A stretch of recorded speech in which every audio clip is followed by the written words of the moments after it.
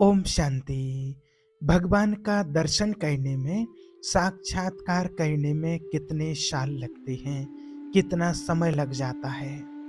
कई लोग कहते हैं कि हम बहुत समय से भगवान का ध्यान कर रहे हैं या भक्ति कर रहे हैं, लेकिन भगवान का साक्षात्कार होने में कितना समय लगेगा, कितने वर्ष लग सकते हैं, कब भगवान का साक्षात्कार होगा, कब उनके दर्शन होंगे।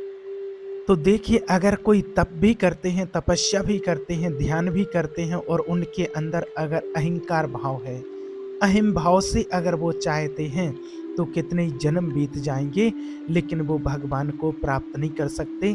उनको कभी साक्षात्कार नहीं हो सकता है। और जो भगवान में की भावना में लीन होकर के अर्थ भाव से अगर पुकारा जाए, तो एक बार स्मरण करने से भगवान का साक्षात्कार हो सकता है, एक नाम से भगवान आ सकते हैं। एक बार सच्चे हृदय से, मन से समर्पण होकर के, समर्पित होकर के और एक बार भी अगर भगवान का ध्यान करते हैं, उनको पुकारते हैं, तो भी भगवान का साक्षात्कार हो जाता है। अर्थ भाव और अहम का त्याग और प्रीति युक्त भावना हो, इसके लिए ये अर्थभाव आवे, अहंकार का एकदम त्याग हो और प्रीति युक्त पुकार हो प्रभु की, परमात्मा की। इसी के लिए तो साधना करते हैं, इसी के लिए तपस्या करते हैं, इसी के लिए ध्यान करते हैं। अब कई लोग कहते हैं कि हम 5 साल हो गए, 10 साल हो गए सत्संग करते हैं, भगवान का ध्यान करते हैं, परमात्मा की वाणी सुनते हैं। अब आपको ध्यान ये रखना है, जो बोलते हैं कि हम 2 साल से 5 साल से कर रहे हैं। अब आपने बोल तो दिया कि हम 5 साल से भगवान का ध्यान कर रहे हैं या नाम जप कर रहे हैं। 5 साल का आपने समय बता दिया, 5 साल में आप ये चेक कीजिए कि 5 साल में आपने कितने घंटे, 5 साल हो गए आपको भगवान का ध्यान करते-करते, मेडिटेशन करते हुए या नाम जप करते हुए, लेकिन 5 साल में आप कितने समय तक भगवान का ध्यान करते हैं, ये चेक कीजिए। और 5 साल में कितने समय तक आप ध्यान करते हैं, और फिर जो ध्यान करते हैं भगवान का या नाम जप करते हैं, तो उसमें कितने मिनट आप टिकते हैं भगवान के ध्यान में। आपका मन एकाग्र होकर के कि कुछ और याद ना आए, कितने मिनट टिक पाते हैं। मिनट तो छोड़िए, आप कितने सेकंड आप टिक पाते हैं कि सिर्फ एक परमात्मा के सिवाय कोई और हमारे अंदर संकल्प नहीं आना चाहिए। ये कितने सेकंड हो पाता है, आप ये चेक कीजिए। आप इस ख़ास बात को समझिए। आपकी बहुत समय से आप नाम जप कर रहे हैं, ध्यान कर रहे हैं या माला का जाप करते हैं, तो आप कितनी देर भगवान में टिके हुए हैं। भले आप 2 घंटे बैठे हैं, 1 घंटे बैठे हैं और ज़्यादा समय तक भी आप बैठे हैं, लेकिन आप बैठे हैं ध्यान करने के लिए, लेकिन आपका मन कहाँ जा रहा है उस टाइम पर, आपको ये चेक करना है। कितने सेकंड की बात है, मिनट तो और बड़ी बात हो जाती है कि कितने सेकंड आप टिक गए हैं बिल्कुल एकाग्रचित वृत्ति होकर के, कि एक ईश्वर के सिवा और कुछ भी याद ना आए। कितने सेकंड टिके आप, और ईश्वर की प्राप्ति होती है तन्मयाहा। स्थिति कैसी होती है जब भगवान का साक्षात्कार होता है? तन्मयाहा, अपनी ही सुध बुध ना रहे। मेरा तो एक शिव बाबा, दूसरा ना कोई। मैं तप कर रहा हूँ, जप कर रहा हूँ, ध्यान कर रहा हूँ, मेडिटेशन कर रहा हूँ या कर रही हूँ, ये भी सुध बुध ना रहे। ऐसी स्थिति में एकाग्रचित होकर के, मेरा तो एक परमात्मा, दूसरा ना कोई, इस स्थिति में जब टिक जाएं और एक परमात्मा के साथ प्रवाह हो रहा हो, बस उसी की अपार खुशी की महसूसता हो रही हो, बस उसमें टिक जाएं, तो फिर आपको ईश्वर का साक्षात्कार हो जाएगा। जब सब कुछ विस्मरण कराने वाली प्रीति का उदय होता है, तब ईश्वर की अनुभूति होती है। आप ये निश्चित मान लीजिए, नहीं तो आज व्यक्ति का जरा भी मन नहीं टिक पाता है। आज कितने लोग हैं जो मंदिर जाते हैं, उनका नियम है कि हमें मंदिर जाना है और सुबह अगरबत्ती लेकर के जल आदि चढ़ाने, दर्शन करने, परिक्रमा आदि करने, ये बस मंदिर जाना है और लोग जाते भी हैं। अब मंदिर जाते कितनी माता-बहनें जाते हैं, भाई लोग जाते हैं। मंदिर पहुँचे, अपने जल चढ़ाया, पूजा-पाठ किया, अगरबत्ती लगाई, सब कुछ फूल, बेल पत्र आदि जो भी ले गए सब कुछ किया, परिक्रमा लगाई। उसके बाद जैसे ही घर पर लौटने को हुए, इतने में आरती होने लगी। अब आरती होने लगती है तो आरती छोड़ कर के नहीं आ सकते, कहते आरती को पीठ दिखा कर के नहीं आना चाहिए। अब आरती में खड़े हो गए, आरती में खड़े हो गए, मुँह से आरती बोल रहे हैं, हाथों से ताली बजा रहे हैं। अब मन कहाँ जा रहा है? मन देख रहा है घड़ी, अभी आरती में 10 मिनट लगेंगे, मुझे ऑफ़िस जाना है, तैयार होना है, मुझे खेत पर जाना है, मुझे दुकान पर जाना है, मुझे अपनी जॉब पर जाना है, माताएँ-बहनें हैं, बच्चों को स्कूल भेजना है, टिफ़िन लगाना है, टाइम हो रहा है, आरती कब जल्दी पूरी हो। तो वहाँ आप 10 मिनट, 5 मिनट के लिए खड़े हैं और 5 मिनट में आपके ऑफ़िस में, घर में, दुकान में, मकान में मन ने 50 बार चक्कर लगा लिया है। अब आप कहेंगे कि हम तो 5 सालों से लगातार मंदिर जा रहे हैं, 5 सालों से पूजा आरती करवा रहे हैं, लेकिन हमें तो कुछ अनुभव नहीं हो रहा, कोई प्राप्ति नहीं हो रही है। ऐसे ही मेडिटेशन का भी होता है कि मेडिटेशन कई कहते हैं हम तो 10 साल से ज्ञान में चल रहे हैं, हम 5 साल से चल रहे हैं, 5 साल से लगातार अमृत वेला उठ रहे हैं, ब्रह्म मुहूर्त में भगवान का ध्यान कर रहे हैं, शाम को मेडिटेशन करते हैं, लेकिन कोई अनुभव नहीं हो रहा। अब बस वही वाली बात है कि मेडिटेशन हो रहा है, बैठे हैं, घड़ी देख रहे हैं, 4 बज गए हैं, कब 5 बजे और उतल ब जल्दी से टाइम हो, ये करना है, वो करना है, ये काम, वो काम। शाम को 6:30 बजे बैठे, बस देख रहे कब 7:30 बजे और उसमें ही मन पता नहीं कहाँ चला, कभी निद्रासन में चला गया तो पता ही नहीं चला और फिर कहते आज तो बहुत अच्छा योग लगा, आज बहुत अच्छा हुआ। अब पता ही नहीं चला कि पहुँचे कहाँ थे और बहुत अच्छा क्या हुआ, ये पता नहीं।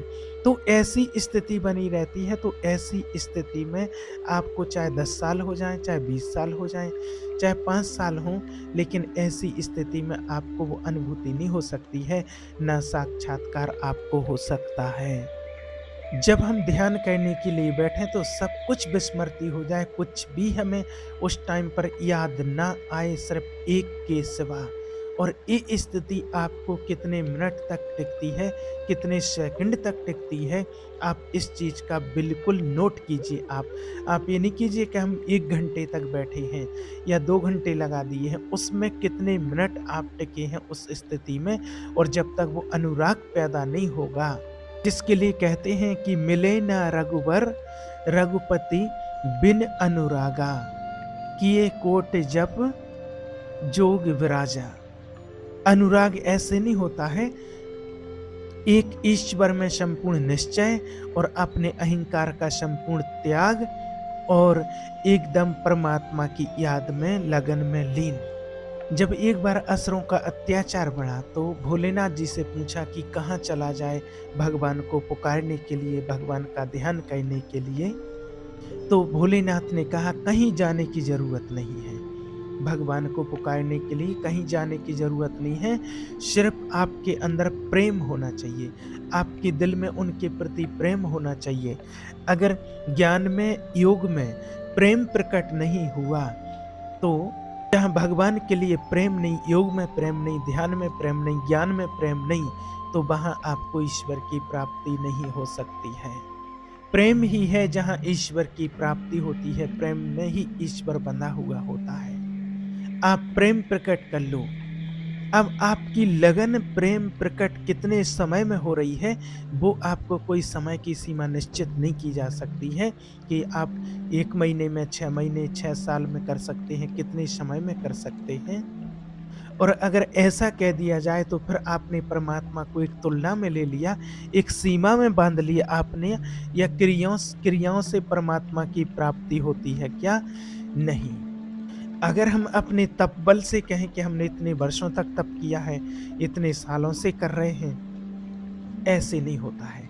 और ना अगर ये तप बल का भी अहम नहीं होना चाहिए, ज्ञान का भी अहंकार नहीं आना चाहिए कि हम इतने वर्षों से कर रहे हैं और ऐसा कर रहे हैं। ऐसा नहीं होता है। और अगर आप सब कुछ हार करके कि मैंने कुछ नहीं किया है, मुझे तो बस एक ईश्वर की प्राप्ति करनी है और कुछ नहीं मुझे चाहिए, और हार करके एकदम समर्पण भाव से जब आप परमात्मा को पुकारते हैं, उसकी शरण में जाते हैं, उसी समर्पण भाव पर आपको लिए परमात्मा रीझ जाते हैं। बस इस बात को आप मान लीजिए। ये कहा जाता है ना कि सुनो रे मैनी, सुना है री मैंने, निर्बल के बलराम, अब बल तप बल और बाहुबल, चौथो बल है दाम, शूर किशोर कृपाते, सब बल हारे को हरि नाम, सुनो हरि मैंने, हारे के बलराम। जब द्रौपदी जी हार गई हैं, जीव का ये स्वभाव होता है, वो ऐसे ही ईश्वर का आश्रय नहीं लेते हैं। पहले तो देखिए 5 पतियों का आश्रय जब वो महलों से खींच कर के लाई जा रही हैं, फिर पूरी सभा में एक से एक धर्मात्मा बैठे हैं, फिर अपनी भुजाओं का, फिर दांतों से कपड़े दबा लिए, और जब बिल्कुल हार गई, अब कोई सहारा नहीं बचा, तब उस हरि का फिर सहारा, और जब उनका सहारा लिया तो तुरंत आकर के वो प्रकट हो गए, तुरंत उनकी मदद की गई। इसलिए कहते हैं कि जब तक हमारा अहंकार है अगर, तब तक आपको ईश्वर का साक्षात्कार नहीं हो सकता है। अहंकार आप बिल्कुल छोड़ दीजिए। अहंकार भाव से एकदम रिक्त हो करके और एकदम ईश्वर की शरण में समर्पित हो जाइए। अहंकार के कारण कई बार ईश्वर को सामने होते हुए भी हम नहीं देख पाते हैं, नहीं पहचान पाते, उसके सिवा तो कोई है ही नहीं। इसलिए आप याद रखिए, आप अच्छे से परमात्मा का ध्यान करें, भगवान का नाम जप करें और योग करें, अच्छे आचरण रखें और दूसरों को सुख पहुंचावें। किसी को भी कष्ट ना पहुंचे हमारे प्रति, और किसी भी प्रकार की कोई परिस्थिति में रोना नहीं, आंसू नहीं बहाना। रोना है, आंसू बहाना है तो एक सिर्फ परमात्मा के प्रति उसके प्यार में।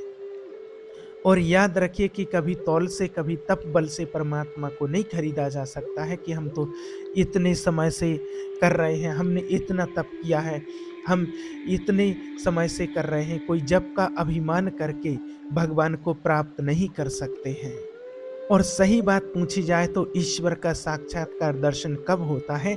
जब हमें उसके बिना जिया ना जाए, तभी हमें उसकी अनुभूति होती है। और कहते हैं उसी के सहारे हम चल रहे हैं, उसी के सहारे हम जी रहे हैं। अब जिनको अनुभूति हो जाती है, उनके मुखारबिंद से यही शब्द निकलते हैं। तो ऐसा नहीं है कि वो उनके साथ में एकदम 24 घंटे बैठे हैं कि उनको वो चला रहे हैं। हाँ, चला रहे हैं, ऐसी अनुभूति वो कर लेते हैं कि वो ही है करने वाले। जैसे मीरा जी कहती थी ना कि दर्श बिन दुखन लागे मेरे नैन, कि दर्शन के बिना मेरे नैन दुखने लगते हैं। ऐसी स्थिति आ जाए भगवान के ध्यान से। इसलिए कहते हैं कि सबसे पहली बात कि भगवान का सच्चे मन से चिंतन करो, परमात्मा का ध्यान करो, नाम जप करो, भगवान का सत्संग सुनो, परमात्मा की वाणी सुनो और पवित्र आचरण। चरित्रहीन में कभी प्रेम प्रकट नहीं हो सकता है और आज तक ना कभी हुआ है। इस बात का आप विशेष ध्यान रखना, गांठ बांध लेना। जो चरित्रहीन है वो कभी भगवान को प्राप्त नहीं कर सकते हैं। जिसका चरित्र पवित्र नहीं है वो उससे कभी परमात्मा प्रसन्न नहीं होते हैं। इस बात के लिए आप बिल्कुल याद रखना। अगर भगवान का देखिए, सभी जानते चरित्र पावन होता है, और जो भगवान को प्राप्त करना चाहते हैं उनका भी चरित्र एकदम पवित्र होना चाहिए, पावन होना चाहिए, तभी भगवान का दर्शन साक्षात्कार हो सकता है। अगर हमारा चरित्र पावन नहीं है, अपवित्र हैं, जो मन आया सो खा लिया, जो मन आया सो वो वाला भोग भोग लिया, जो मन आया देख लिया, जो मन आया सुन लिया, ऐसे को कभी ईश्वर की प्राप्ति नहीं हो सकती है। आप इस बात को बिल्कुल नोट करके, गांठ बांध करके अपने पास रख लेना। इसलिए आपका चरित्र एकदम पवित्र होना चाहिए, खान पान शुद्ध पवित्र होना चाहिए, आपकी वाणी पवित्र होना चाहिए और अच्छे विचारों को ही आपको ग्रहण करना चाहिए, सुनना चाहिए। तभी आपको भगवान का साक्षात्कार हो सकता, तभी परमात्मा की आपको अनुभूति होगी। नहीं तो अगर आपका चरित्र पावन नहीं है, खान-पान शुद्ध पवित्र नहीं है और आपकी दृष्टि वृत्ति शुद्ध पवित्र नहीं है, आप कुछ भी सुन रहे हैं, कुछ भी देख रहे हैं, तो आपको ईश्वर की प्राप्ति नहीं हो सकती है। अपनी इंद्रियों को कब्जे में रख करके और भगवान के आश्रित होकर के जैसा परमात्मा की श्रीमत है, उस परमात्मा की श्रीमत के अनुसार जो आज्ञा मिल रही है, शास्त्रों की आज्ञा के अनुसार चलना, जो ईश्वर की श्रीमत के अनुसार रहने की व्यवस्था की गई है, उसके अनुसार चलेंगे, परमात्मा की मत पर चलेंगे, तो निश्चित रूप से आपको ईश्वर का साक्षात्कार होगा। और अंदर से तड़प हो, लगन हो ईश्वर की प्राप्ति के लिए, उसके लिए हमारे अंदर से एकदम आना चाहिए कि कैसे हमें भगवान का साक्षात्कार हो, कैसे परमात्मा की प्राप्ति हो। अभी वो लगन इतनी नहीं है, इतनी चाह नहीं है अभी किसी की। अभी क्यों चाह नहीं है? क्योंकि अभी आप 500 रुपए में आप भगवान को 5 मिनट के लिए भूल सकते हैं। भूल जाएँगे, आप ईमानदारी से बताइए, आपको 500 रुपए मिल जाएँ कि थोड़ा यहाँ आ जाओ, ये करो, ऐसा आपको 500 रुपए दे रहे हैं, 500 रुपए में आप भगवान को भूल सकते हैं। 5 मिनट के लिए अभी भगवान की प्राप्ति की वो लगन नहीं लगी कि त्रिभुवन की लक्ष्मी सुख संपदा देने के बाद भी आप भगवान को एक पल के लिए ना भूलें। वो ईश्वर को प्राप्ति का अधिकारी होता है। जो पूछते हैं कि कैसे भगवान की प्राप्ति होगी, तो त्रिभुवन की जो प्राप्ति सुखों की होती है, वो लक्ष्मी जो होती है, वो देने पर भी ईश्वर को ना भूलें। और जो आपको बता रहे हैं वो आप प्रैक्टिकल चेक करके देखना कि एक अच्छा भोजन आपको भगवान का विस्मरण करा सकता है। एक 500 का नोट आपको भगवान का विस्मरण करा सकता है। और 500 के रुपए के नोट के लालच में आप अनंत वैभवशाली, आप अनंत शक्तिशाली ईश्वर को आप भूल सकते हैं, उनका विस्मरण हो सकता है।